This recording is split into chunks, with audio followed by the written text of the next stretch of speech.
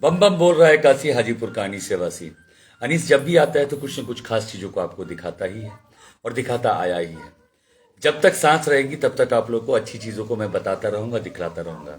आज हमारे साथ जो हमारे बैठे हुए हैं, जो गेस्ट हमारे, वो हाजीपुर के इतिहास में एक नामचीन चेहरा हो चुका है। और 3 दिन में जो इन्होंने चमत्कार किया है, ये दो कहना चाहूंगा। एक तो कृष्ण भगवान सोनी जी, और दूसरा पवन जी। पवन जी वैसे आ गए थे लगभग 2 महीना पहले हमारे साथ, हमारी टीम में, की भी बचाओ टीम में। लेकिन जो इन्होंने कारनामा किया अगले 3 दिनों में जो हुआ, वो शायद अनबिलीवेबल है, जो कि अविश्वसनीय है। मैं तहे दिल से प्रिंसिपल सर को, अमोद कुमार निराला को, और जितने भी हमारे टीम के जो भी सहयोगी थे, मैं सबको धन्यवाद दे रहा हूं। लाइव आके दे रहा हूं, अपने चैनल के माध्यम से दे रहा हूं। मेरा इसमें कोई कंट्रीब्यूशन नहीं है, बस मेरा ये है, मेरा बस सिर्फ यही मानना था कि केवी एक परिवार है, इस परिवार को हम यहां से बिखरने न दें। तो सबसे पहले तो स्वागत कीजिए हमारा पवन जी का, जो कि हमारे साथ पवन जी आज हैं। सर, स्वागत है आपका हमारे चैनल पर। नमस्कार अनीश जी।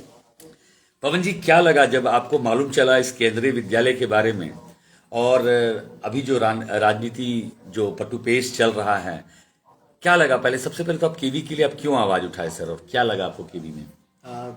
थोड़े टाइम पहले अनीश जी और हमारी जो इत्तेफाकन मुलाकात है वो एक केवी प्लेटफॉर्म पे हुई थी, केवी सोनपुर में। वहां से अनीश जी से पहली बार मुलाकात हुई और एक जुड़ाव हुआ, और केवी को जानने का मौका मिला। और केवी के जानने का एक और मेरा पर्सनल कारण है, शायद बहुत कम लोगों को पता है, और आज पहली बार मैं आपके प्लेटफॉर्म पे बता रहा हूँ कि जैसे आप केवीएन हैं, हमारे जिला के जो जिलाधिकारी हैं वो केवीएन हैं, और बहुत सारे लोग जो अपने जीवन में बहुत सफल है, अगर आप पता करें उनमें से कई 60 to 65% लोग केवीएन हैं। उसी तरह मेरी पत्नी जो है वो भी केवीएन है, तो एक रिश्ता मेरा रहा है केवी से। और जैसे ही हमें हाजीपुर के बारे में ये पता चला, और अनीश जी काफ़ी टाइम से इस चीज़ के लिए इनिशिएटिव ले रहे थे, और हम लोग भी विस्तार से प्लान कर रहे थे। और क्योंकि ये बहुत लंबे टाइम से ये पेंडिंग चल रहा था ये पूरा मामला, और जो अभी जो इनिशिएटिव लिया अनीश जी ने और कृष्ण भगवान सोनी जी ने, और इत्तेफाकन हमारी मुलाकात जिलाधिकारी महोदय के कक्ष के सामने हुई। हम भी किसी और विषय के लिए वहाँ आए थे, और अनीश जी के साथ कृष्ण भगवान सोनी जी भी अपने विषय को लेके आए थे, और वहीं पे हम लोगों की बातचीत हुई। और उसके बाद मैं स्पेशल मेंशन करना चाहूँगा कि उस इनिशिएटिव के बाद हमें लगा कि नहीं, जो तत्कालीन मुद्दा है कि एडमिशन जो है वो कुछ छोटे छोटे कारणों के कारण जो रुका हुआ था, उसको चालू कराया जाए। और अनीश जी का भी और सारे लोगों का जो पहले से इस आंदोलन में जुड़े, हम तो काफ़ी नए हैं, और इनफैक्ट सबसे नया हूँ मैं, और सोनी जी भी कुछ टाइम पहले ही जुड़े थे, और उन्होंने बोला कि वो नए हैं, पर मैं आपको बताता हूँ उनसे भी नया मैं हूँ, हाजीपुर के लिए भी और इस आंदोलन के लिए भी। लेकिन हमें भी लगा कि अगर कुछ छोटी छोटी चीज़ों के लिए अगर ये रुका हुआ है तो इसको होना चाहिए। और हमने तुरंत सूचना दिया दिल्ली हमारे वर्तमान के केंद्रीय मंत्री श्री पशुपति कुमार पारस जी को, और वहाँ उनकी टीम जो है वो लगी उस पर, और लगातार जो चेयरमैन हैं उनसे बात हुई, और जिलाधिकारी महोदय से बातचीत चल रही है। जो भी फाइनल पेपर वर्क है वो आजकल में हो जाएगा। और मैं बता दूं ये क्यों भी विशेष है कि इतना, मैं आपको चाहूंगा कि सर, बात करते करते, क्योंकि ये हमारा चैनल जो है हमारा परिवार है, आप थोड़ी चाय के लुत्फ भी उठाएं, और लोगों से हम बात कर रहे हैं और उन मुद्दों पे बात कर रहे हैं, और मुद्दों की ही बात होगी सर। तो चाय आपके लिए है सर, आप चाय का भी आनंद उठाएं सर। धन्यवाद अनीश जी का चाय ऑफर करने के लिए। और मैं बता दूं कि पूरे देश की नज़र इस हाजीपुर सीट पे है, और इस बीच अगर ये जो माहौल है जहां पूरा देश एक तरफ ये देख रहा है कि कौन होगा हाजीपुर सीट का वारिस, किसको मिलेगी ये सीट, ये सिर्फ विषय हाजीपुर के लोगों के लिए नहीं है या बिहार के लोगों के लिए नहीं, और ये जो सेकेंड लिस्ट जारी नहीं हो रही है उसमें सबसे बड़ा रोल यही हाजीपुर सीट है, जिसके कारण। और लगातार अभी जो पोस्ट आ रहा है कि किनको मिलेगा, उस बीच में भी अगर केवी के लिए लोग समय निकाल के कोऑर्डिनेट कर रहे हैं, इतने व्यस्त में, जहां लगातार मीटिंग हो रही है और पार्टी लेवल पे मीटिंग हो रही है, एनडीए के पूरे टीम के साथ बैठक हो रही है कि कौन हाजीपुर सीट से लड़ेंगे, किनको जाएगी, उस बीच में ये केवी का काम के लिए लोग वक्त निकाल रहे हैं। ये अहमियत है हाजीपुर के लोगों के लिए। ये एक जो हम बोल सकते हैं कि हाजीपुर के लोग, हम लोग इसलिए स्पेशल हैं कि हमारा ये लोकसभा भी है, विधानसभा भी है, और राष्ट्र निर्माण में बहुत बड़ा रोल है इस हाजीपुर का।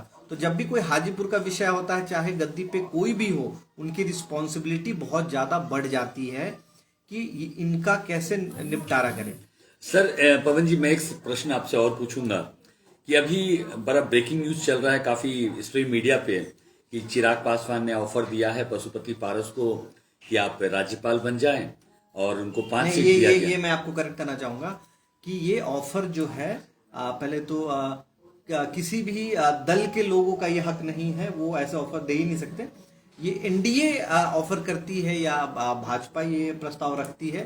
तो ये प्रस्ताव अभी मैं इस पे कोई टिप्पणी नहीं करूंगा, और बाकी आप एक बार सवाल कंप्लीट करें तो मैं आपको बताऊंगा। अच्छा सर, मैं बता रहा हूँ कि सूत्रों के हवाले से खबर है, और एक हमारे बहुत ही घनिष्ठ एक हमारे मित्र हैं डॉक्टर एस राम जी, काफी पॉलिटिकल पे इंटरेस्ट रखते हैं, पॉलिटिकल विश्लेषक हैं हमारे टीम के, हमारे चैनल के, काफी सारा वो अपना देते रहते हैं। एक रोहित जी है, रोहित सिसोदिया जी, जो कि हमारे मोहल्ले के ही हैं। उन्होंने भी ये विश्लेषण दिया है कि ऐसा हम लोगों ने टेलीविजन पे देखा है कि सूत्रों के हवाले से खबर है कि ऐसा ऐसा कहा गया है एनडीए की तरफ से। अब इसमें क्या सत्यता है वो तो खैर आप अभी क्लेरिफाई कीजिए कि वाकई में ये है या फिर कुछ और है बात। सर देखिए, जैसा कि ये मीडिया की बात हो रही है, हम सारे लोग जितने भी लोग हैं जो लोग मीडिया से जुड़े हैं या जिनका भी मीडिया पे पकड़ है, उसके अलावा मैं एक चीज यहाँ रखना चाहूंगा कि अगर टारगेट हर पार्टी के हिसाब से, अगर हम बीजेपी की बात करें क्योंकि ये सीट एनडीए के अंदर है, तो 400 प्लस की बात हो रही है और 40 में 40 की बात हो रही है कि 39 को रिकॉर्ड तोड़ के 40 करना है। तो आप मुझे एक बात बताइए कि बिहार में चिराग जी का अब इसको दुर्भाग्य कहें या इत्तेफाक कहें, एमपी एक भी सिटिंग एमपी नहीं है या एमएलए नहीं है। उपेंद्र कुशवाहा जी का कोई सिटिंग एमपी नहीं है या एमएलए नहीं है। माननीय पूर्व मुख्यमंत्री श्री जीतनराम मांझी जी का कोई एमपी नहीं है। मुकेश सहनी का जी का कोई एमपी नहीं है। उसके बावजूद इन लोगों को पार्टी एनडीए जगह दे रही है, स्थान दे रही है। टारगेट है कि सारे वोट को साधा जाए। करेक्ट है अनिश जी? बिल्कुल सही।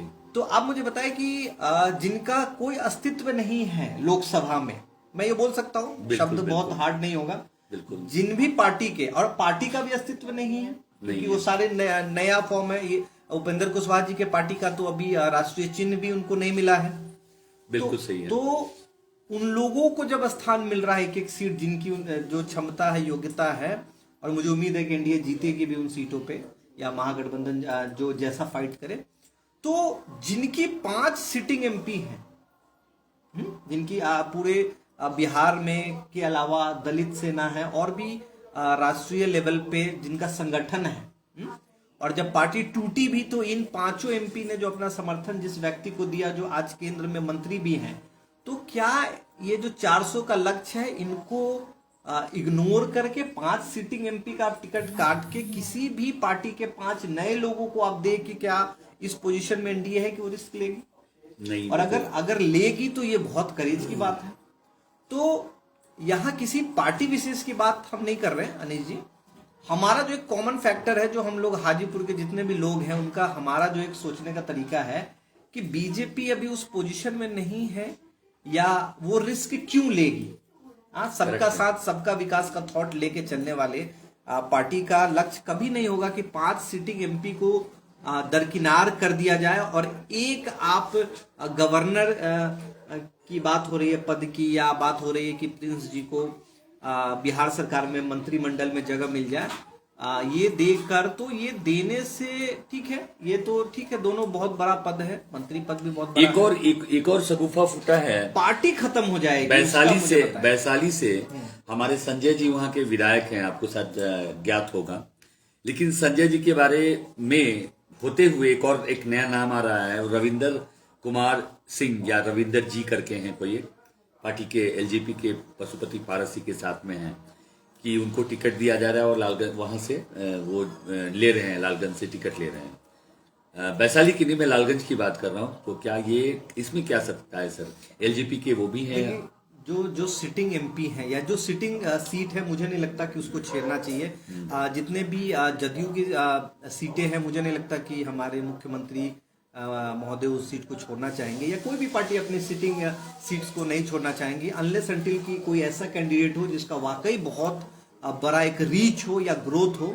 चलिए सर, अब हम घूम के आते हैं हाजीपुर के में आते हैं सर।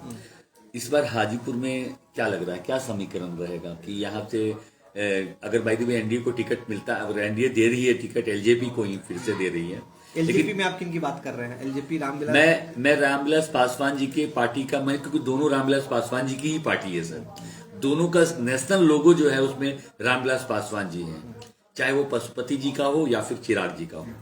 वो घर की लड़ाई उनकी है, व्यक्तिगत लड़ाई तो उनकी है नहीं, वो तो घरेलू लड़ाई है सर। इन दोनों में से कौन सा चेहरा यहाँ पे रहेगा हाजीपुर में, और किसको आप चाहेंगे और किसके सिर ये इस बार का सेहरा चढ़ेगा सर? देखिए, ये कोई भी चेहरा रहे, जो अस्तित्व है वो हमारे दिवंगत रामविलास जी का ही रहेगा, जो आशीर्वाद है वो उनका ही रहेगा, और जो वोट है वो उनको ही पड़ेगा, चाहे वो उनके सगे भाई हो या उनके सगे बेटे हो। जो अस्तित्व है यहाँ हाजीपुर में, जो हम लोग ने जो हमेशा देखा या विश्वास जताया है, वो है एनडीए का जितने भी घटक दल है उनका जो समर्थन है, तो वो कहीं ना कहीं हम माननीय प्रधानमंत्री जी को देख के करते हैं। मैं अपनी बात नहीं कर रहा, मैं हाजीपुर के जितने भी हमारे जनता जनार्दन उनकी बात कर रहा हूँ। सर, इसमें क्या सत्यता है कि इस बार उनको फेयरवेल पार्टी दिया जा रहा है नरेंद्र मोदी को, और क्या यहाँ पे आरजेडी के उम्मीदवार नहीं है, या क्योंकि लोकल उम्मीदवार को क्यों नहीं आप लोग प्रेफर कर रहे हैं सर कि लोकल को यहाँ पे दिया जाए सर? एक बार और आप सवाल स्पष्ट करें। मैं कह रहा हूं कि सर क्या आरजेडी से कोई लोकल अगर आ जाए तो क्या आप लोग लोकल को सपोर्ट नहीं करेंगे सर? देखिए, जो भी हाजीपुर के लिए करेंगे, अब हुआ ऐसा है कि जो लगातार देखिए इतनी अचीवमेंट जुड़ गई हैं हमारे दिवंगत हमारे स्वर्गीय रामविलास जी के नाम, कि किसी भी नए चेहरे के लिए थोड़ा सा मुश्किल है। हाँ, वो डेटा इतना स्ट्रांग है पेपर पे, आप जितने भी अचीवमेंट की बात कर ले, हाजीपुर का अस्तित्व जो है वो कहीं न कहीं एक व्यक्ति के नाम से जाना जाता है, इसलिए किसी नए के लिए मुश्किल है, पर परिवर्तन से कभी किसी पवन जी एज ए पत्रकार मैं एक कड़वा सवाल आपसे पूछना चाहता हूँ सर। 20 साल से अगर आप देखिए पटुपेश में एलजेपी के पास ही ये सत्ता रही है सर, एमपी की, और बीजेपी के पास ही ये सत्ता रही है, और 21 साल से केंद्रीय विद्यालय अधर में लटका हुआ था। हम घूम फिर के केंद्रीय विद्यालय पे ही आ रहे हैं। क्यों इस वक्त इलेक्शन के समय ही ये सब कुछ हुआ?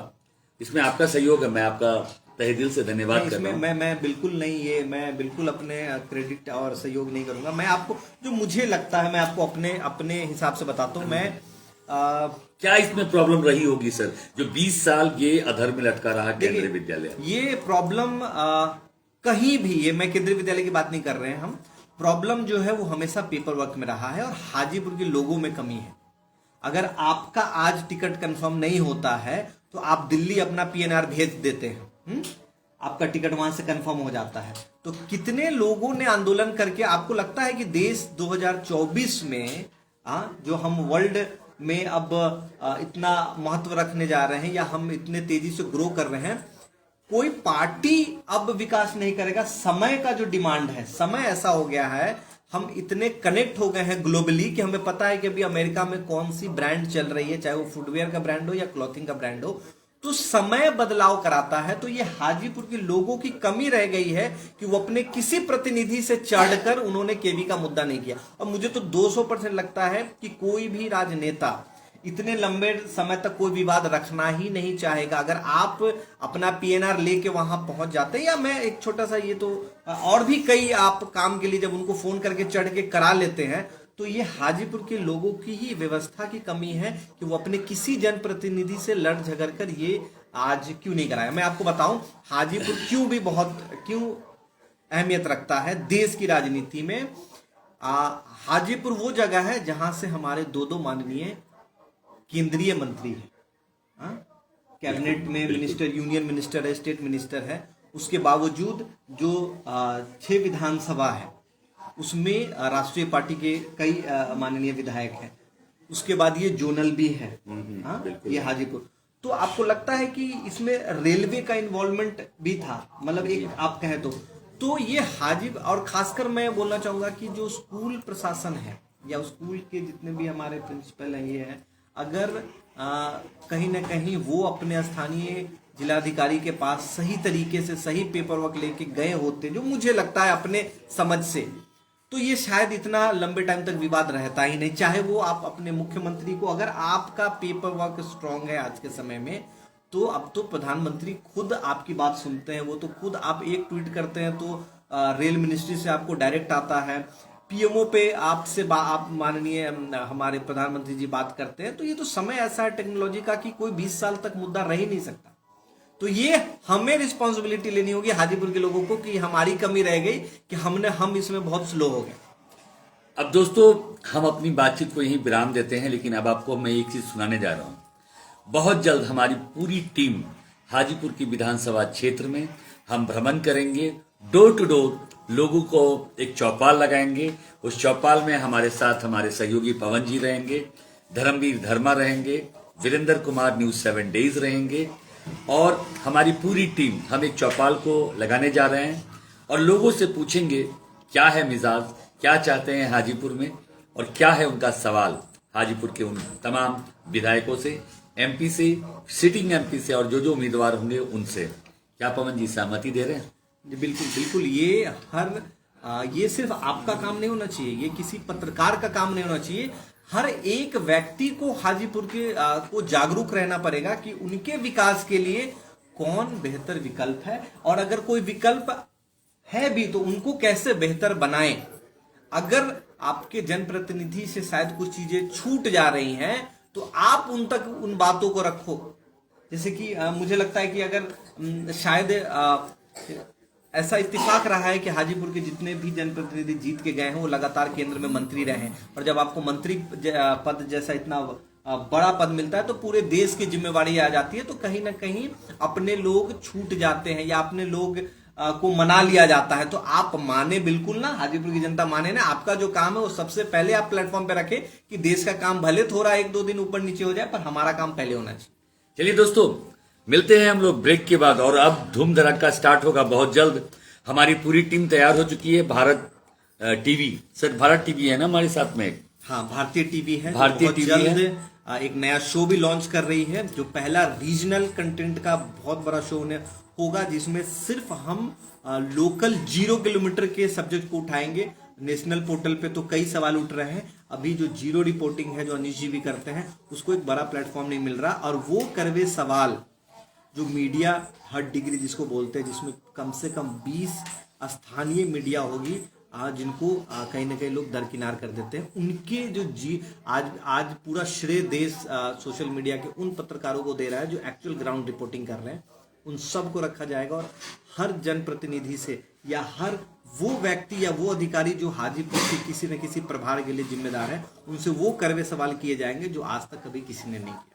सर एक बार मैं चाहूंगा कि आप अपना मेल आईडी हमारे कमेंट बॉक्स में डाल दीजिएगा ताकि लोग आपसे संपर्क कर सके मेल से, टेलीफोन चलिए नंबर अब से। आज अनीश जी के प्लेटफॉर्म के माध्यम से हम एक और अनाउंसमेंट करते हैं। तो दी पर्दाफाश शो जो रियल पोस्टमार्टम करेगा, उन हाजीपुर के जितने भी विषय है जो आपको लगता है कि ये छूट गया है या जो हमसे छूट रहा है, जैसे केबी का मुद्दा हो गया, या आपको लगता है कि हाजीपुर के डेवलपमेंट में ये होना चाहिए, या हाजीपुर के इंफ्रास्ट्रक्चर में होना चाहिए, ब्यूटी पे बात होनी चाहिए, पार्क्स नहीं है, या रेसिंग ट्रैक नहीं है, स्पोर्ट्स एकेडमी नहीं है, ऐसे जितने भी आपको कमियां लगती हैं, या कमियां मैं नहीं बोलूंगा, या जो लगता है कि आपको अगले 20 साल में ये होना चाहिए आपके बच्चों के लिए, क्या जाए आपका हमारा बच्चा 5 साल, वो सारे आप अनीश जी के इस कमेंट बॉक्स में डालें ताकि वो सवाल हम डायरेक्ट उन लोगों से पूछे जिनके हाथों से ये होना है। चलिए दोस्तों, मिलते हैं भारत टेलीविजन के साथ में बहुत जल्द उन करवे सवालों के साथ में। मैं भी रहूंगा, पवन जी भी रहेंगे, धर्मवीर धर्मा भी रहेगा, वीरेंद्र भी रहेगा, विकास आनंद भी रहेंगे, प्रेम जी भी रहेंगे, नेशनल टीवी से रहेंगे, और तमाम हमारे भाई जिनका नाम मैं नहीं ले पा रहा हूं वो सब रहेंगे। और देखिएगा, हाजीपुर को हम बदलेंगे, वैशाली को बदलेंगे। ये वादा हम कर ले। बिल्कुल, हम वैशाली को बदलने आए हैं, बिहार को बदलने आए हैं, एक नया बिहार का आगाज करेंगे। हम सिर्फ पत्रकारिता ही नहीं, हम एक इंसान भी कहलाएंगे और एक नया भारत बनाएंगे, एक नया बिहार बनाएंगे। इसी सब स्लोगन के साथ में मैं बम बोल रहा है काशी, पवन भाई के साथ में अलविदा कह रहा हूं, रुखसत ले रहा हूं, सब्बा खैर कह रहा हूं, good morning, good evening, good night, ये सब कह रहा हूं, क्योंकि हमारे देखने वाले दर्शक यहाँ भी हैं, हमारे दर्शक देखने वाले वहां भी, जहां अभी सवेरा है। दोस्तों बस मिलता हूं ब्रेक के बाद। थैंक यू दोस्तों।